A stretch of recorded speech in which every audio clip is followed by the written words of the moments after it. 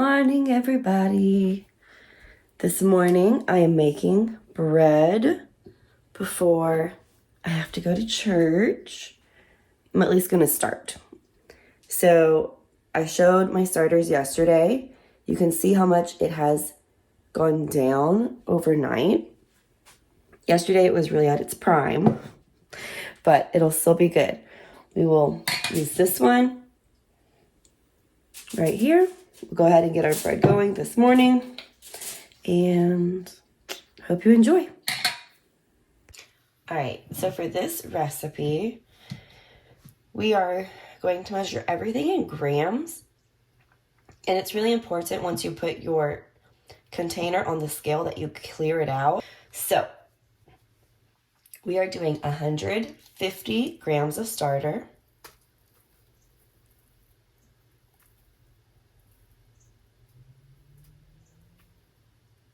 and if you go slightly over, it is perfectly fine. But you do want to be as close as you can get. Our next ingredient is 325 grams of water. So again, cancel out your scale so it's back on 0. And let's measure.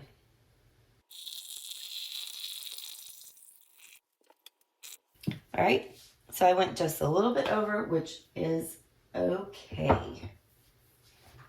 Next is our flour, and this is a big one. You need 500 grams of flour. You can either use bread flour or all-purpose flour. I have used both, and I don't notice a difference between either of them, but the King Arthur all-purpose flour is just a little bit cheaper than the bread flour, and sometimes Publix has it on sale. So I'm going to use the King Arthur's all-purpose unbleached flour. So again, 500 grams.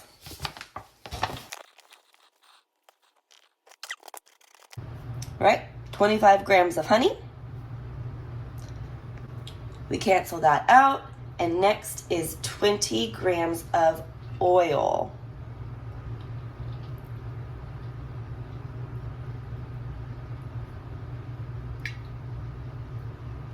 And I went way over on that, but it'll be okay. And our last ingredient is 10 grams of salt. Now, you do want to be very careful with the salt because we all know that things can become oversalted very quickly.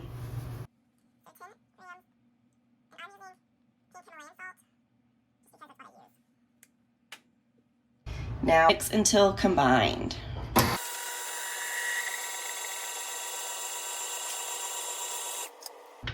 You're going to want what is called a shaggy dough.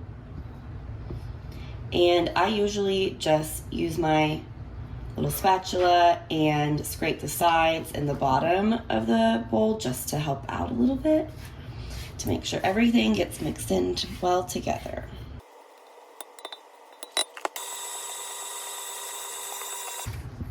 All right, our dough is ready. Now that we've mixed our dough to where it's a shaggy dough, we're going to let it rest for 1 hour before we start our stretch and folds. It's been 1 hour, so I'm going to transfer the dough to a different bowl just so that it's easier to do stretch and folds. So now I'm gonna do my stretch and folds. So I find it easier if my hands are super wet. It doesn't seem to be quite as sticky, but you're gonna gather your dough, you're gonna stretch and fold, and then you're gonna turn it. Stretch, fold, turn, stretch, fold, turn, stretch, fold, turn. So it says 4 times on the recipe, but I usually do it a few more times just because I go off of the texture of my dough. But like today, I have a shorter amount of time to do my stretch and folds, so I'm gonna do 20-minute increments just so I can get them done. You can also leave them for a longer period of time if you forget or if you have to run to the store or something. It doesn't have to be an exact 30 minutes.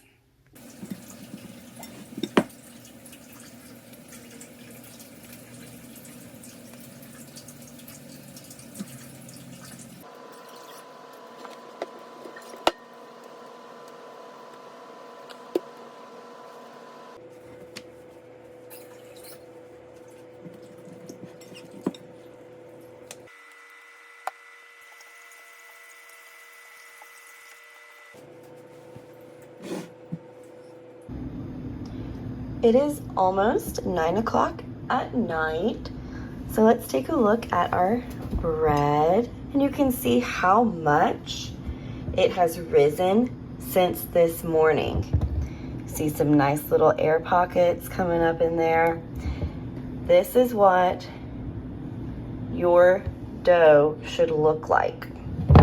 So now we're going to keep this covered, and we are going to put it in the fridge overnight. That way it has another chance to rise. And we'll come back in the morning. It's the next morning, and it's time to take our bread out of the refrigerator.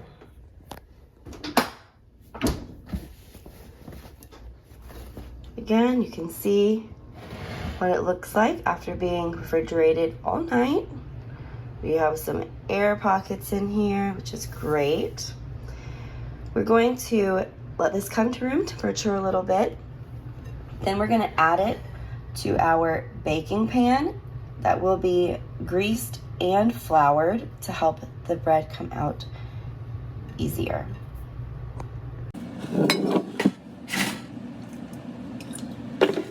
Sometimes I use olive oil and sometimes I use butter. Just going to distribute this evenly. Make sure you get the corners really good. The pan.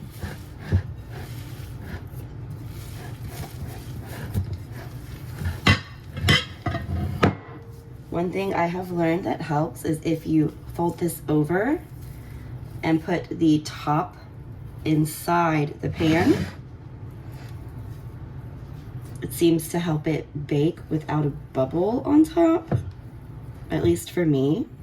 One of my sisters even does a couple of stretch and folds in her bread just because she's found that works best for her.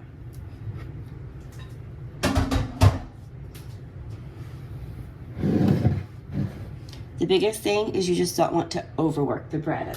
And then we're going to flour. So here, again, you can use bread flour or regular all-purpose, but we're just going to sprinkle some in.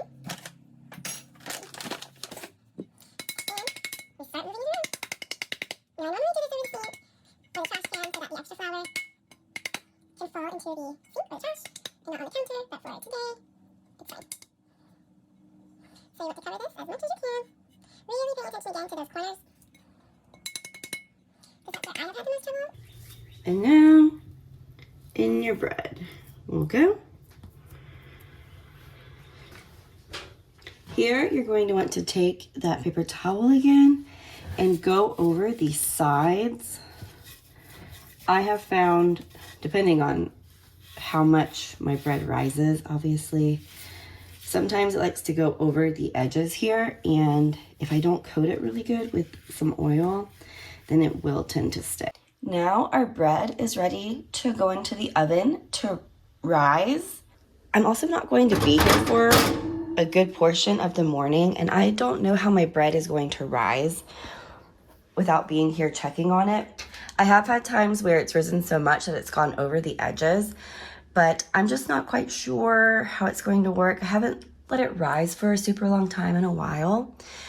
I usually keep the oven light on to create some heat and watch it. It usually takes a couple of hours for it to rise to where it's at the top of the pan. But since I'm going to be gone for the next several hours, I'm going to turn the light off and just see what happens. Well, this is how you know that your bread is good. I forgot that it was in the oven and had to run a couple of errands. So yeah, that's actually not too bad though. I have had it overflow worse than this. So we're gonna clean it up a little. But this is exactly why I put a pan underneath the bread.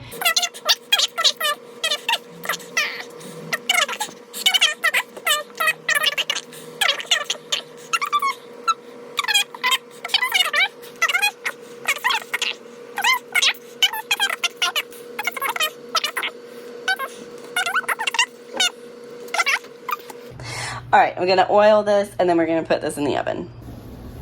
All right, 15 minutes is up. You can see my little my little bread there. So we're going to take out the water. Be careful because it's going to be super hot. Just gonna set that there, let it cool. I always turn my bread. It's probably not necessary. It just makes me feel better. You will go down to 375. I'm gonna go down to 350. And you're going to bake for 25 to 30 minutes. Again, depending on your oven. All right, 25 minutes, and here is our bread. Looks nice. Ooh, you can see how it has pulled off the sides here. That's a good thing. So I'm gonna go ahead and try to dump this out. All right, I did have to get the knife out and give one side a little bit of encouragement, but here's the bottom. You can see how it gives a good bit still. So I'm gonna go ahead and stick this back in the oven for just a few minutes. The oven is off at this point, and we do not need to turn it back on because it is plenty hot in there still, but you know, it will continue cooking as it cools down, but just so that whenever you cut into the bread, it doesn't squish, we're going to put it back in for just a few minutes. I should also note that this is just going straight on the rack since it is fully cooked at this point. There's no need to put it back in the pan, and we really want the heat to directly impact the bottom of our loaf. And that's it. Once you get the hang of it, it's a pretty easy process. I hope you try it out yourself.